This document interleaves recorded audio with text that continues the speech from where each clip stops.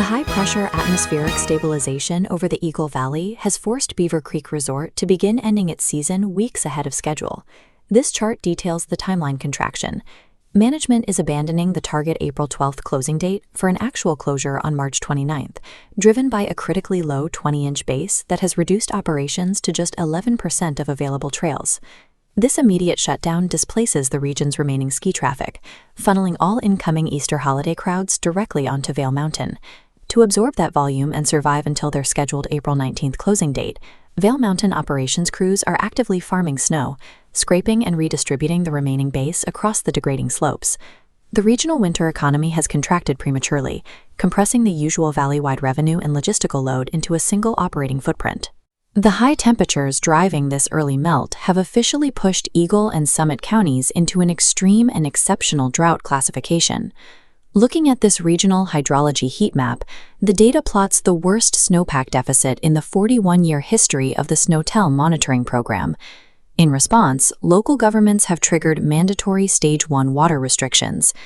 With the energy release component hitting unprecedented highs for March, county commissioners are bypassing standard spring preparations to execute emergency meetings on wildfire fuel mitigation. The valley must immediately drop its winter recreation posture and pivot directly to summer crisis management and resource conservation. At the federal level, a class-action antitrust lawsuit has been filed in the U.S. District Court of Colorado against Vail Resorts and Alterra Mountain Company. The plaintiffs allege these two companies operate an illegal duopoly to artificially inflate day ticket prices to as high as $356. According to the filing, this extreme daily pricing is a calculated tactic to coerce consumers into purchasing season passes instead of buying single-day access. The Valley's corporate anchor is defending its core business model in federal court, while its physical operations fail under extreme environmental stress. This map illustrates the transit bottlenecks crippling the I-70 corridor, starting west in Glenwood Canyon. Here, bridge joint maintenance has reduced traffic to a single lane each way, capping speeds at 35 miles per hour and generating structural delays of up to 45 minutes. To the east on Vail Pass, high daytime temperatures are melting the remaining snowpack into severe slush and ice hazards.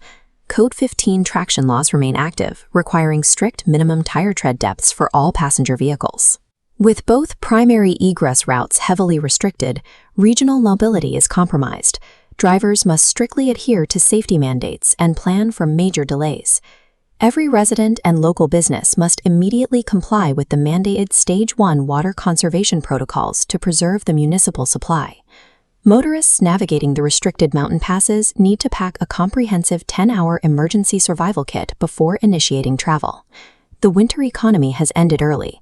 The community must adapt today to manage the extreme drought and navigate heavily constrained infrastructure.